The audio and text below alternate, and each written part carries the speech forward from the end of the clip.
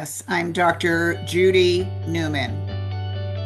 I am a faculty member at the Penn State Abington campus college, and I am an associate professor of human development and family studies. I started so very long ago that I'm actually tenured at University Park in the department known as HDFS because we were just a two-year location back in 1977. And people needed to be tenured at University Park at that time.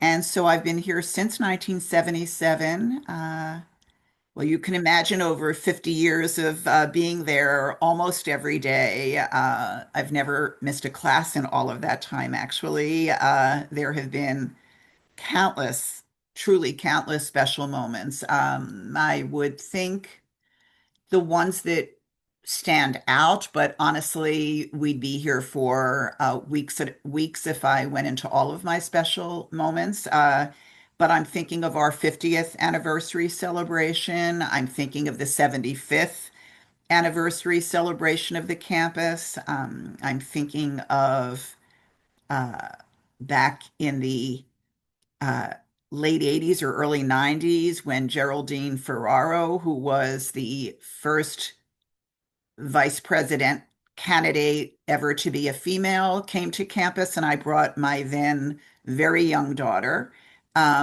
who's very political now, and I sometimes wonder if that wasn't the start. And then I remember when Hillary Clinton came to campus, a similar kind of fabulous moment. I guess I'm now excited about the new building. When we opened it, I was at the groundbreaking in the pouring rain. I brought my two grandchildren to be there for that moment. And now, in a few weeks, we'll be having the opening of that building. So I've been looking forward to that as well as a special moment.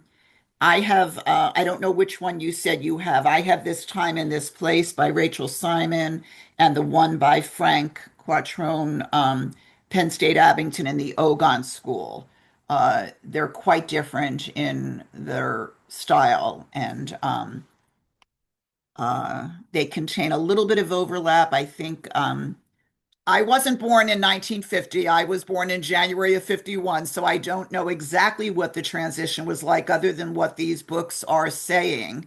Um, Certainly the fact that it was no longer a finishing school or a educational institution just for females who were very wealthy and became a Penn State location for men and women who may have not been able to afford going up to University Park right away, and it brought Penn State to this area, was huge. But the change from what I witnessed was the change from a two-year location where students had to leave after 2 years to either University Park or other schools that they transferred to. And we only got to teach freshmen and sophomores, and then we got to be a 4 year. I was thinking you were asking that because that's what I witnessed.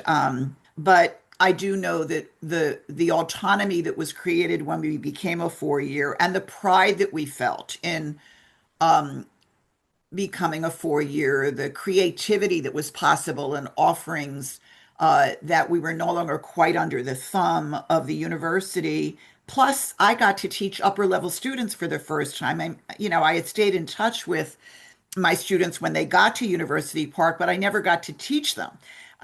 Some of them came back to graduate on our campus because they so loved our campus, and I got to see them graduate, but I didn't get to teach upper level courses until we became a 4 year.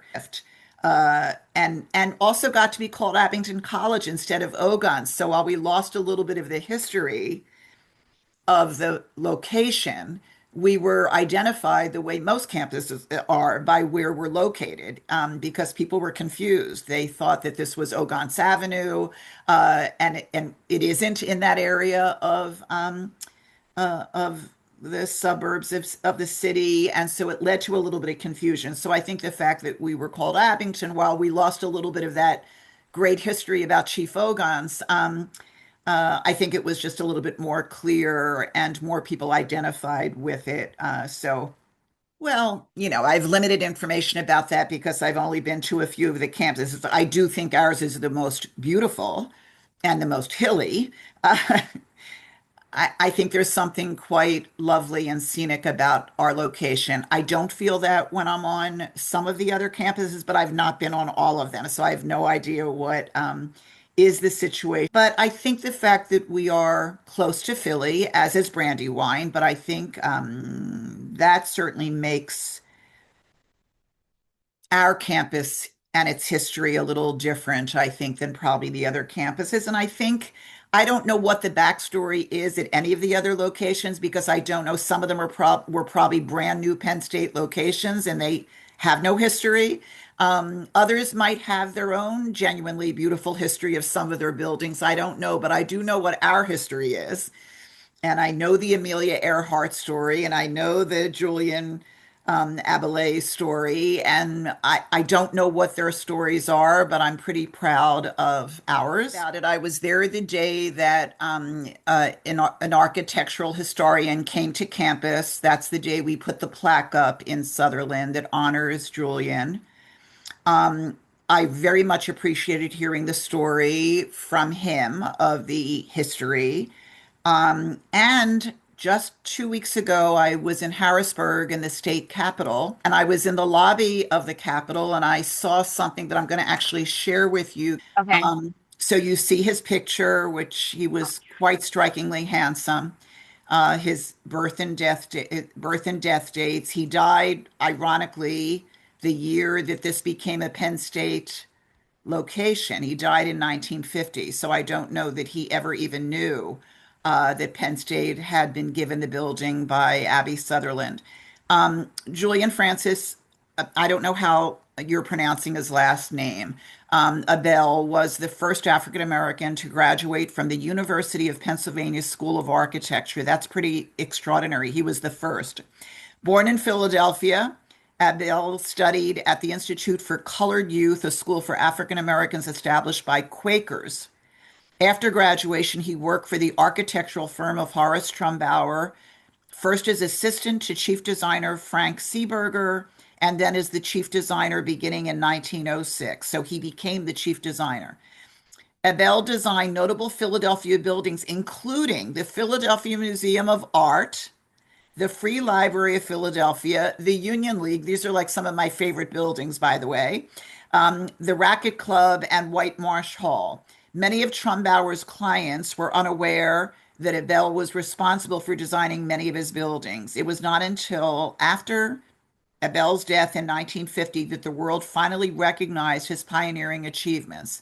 A state historical marker commemorating Abele is on the grounds of the Philadelphia Museum of Art. I just think that there's something quite extraordinary about the fact that it's always been an educational space, but that the students have been of such different populations over the years, I think is really the lovely thing about how we've evolved. The fact that there were dorms up on the, actually, even when Penn State opened, I don't know if you know that for the first few years, women stayed in Sutherland Building, students at the new Penn State school actually stayed in the building. That history about the fact that Abby Sutherland wanted to bring some of the. I know that the design of the building was to be like an English manor house. That was something she wanted, but she brought some of the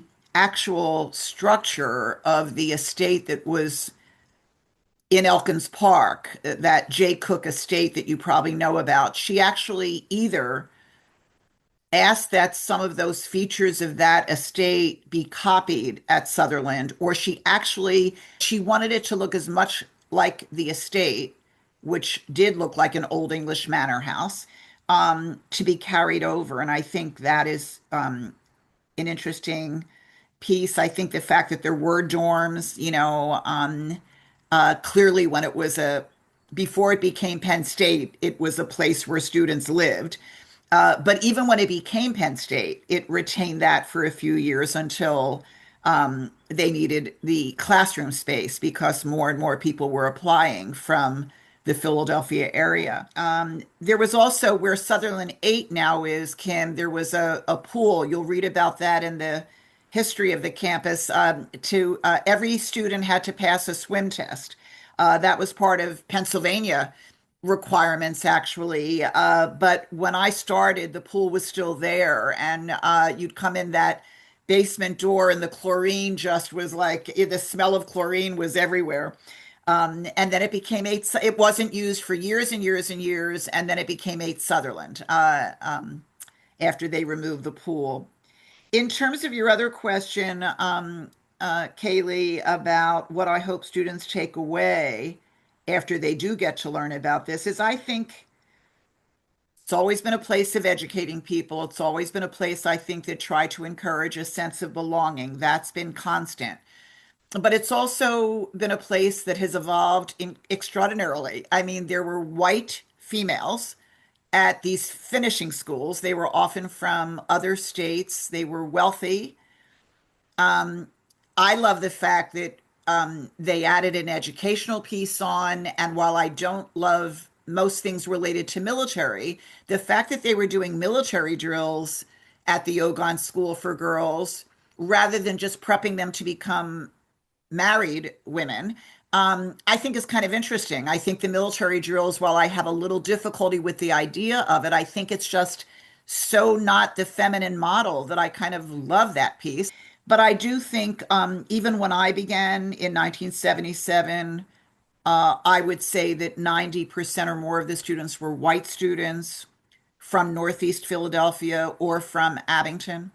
It was very narrow, really narrow space. And I was a white person raised in Northeast Philly, but I also recognized how narrow it was. And the difference over my 50 years, and even more a few years ago when we were attracting more international students than we can now, has been just extraordinary and wonderful for me.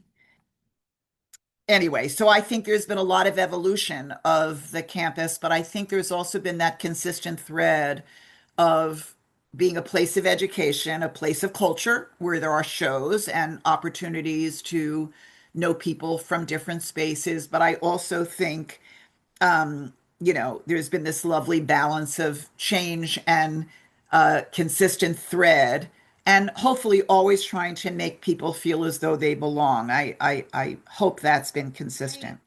First of all, I think that for the students that are coming from the Philly area, for the more local students, I think knowing the history, this is just a little bit more of Philadelphia history, right? I mean, it is about the history of the community. Phrase, those of us that don't know history are doomed to repeat it. In some ways, I think you could also reverse that and say that, there are some things worth repeating if you know the history. There are some things that you definitely want to bypass, but it sort of grounds us somehow just to know the context of a space. How have we grown? Where have we taken steps backward? What can we do about that? I wanted to mention that. I also guess I'll just end with something that I'm honestly saying this not to toot my own horn. I really don't mean that at all. I don't want you to take away from what I mean by what I'm saying. So I decided this year I began a Judy Newman PSS scholarship. So it's not that I'm rolling in money, but it has been such a significantly marvelous experience for me. And I know that students struggle, and that some of the reasons that they're disengaged is because they're running to a job or a second job or a third job. And so to make it a little bit easier, I just felt that I don't want to just speak that. I want to put my actions behind it. And so hopefully I'll live long enough to see many of those recipients, but I know that after I pass, these will still be happening, which is, really wonderful for me.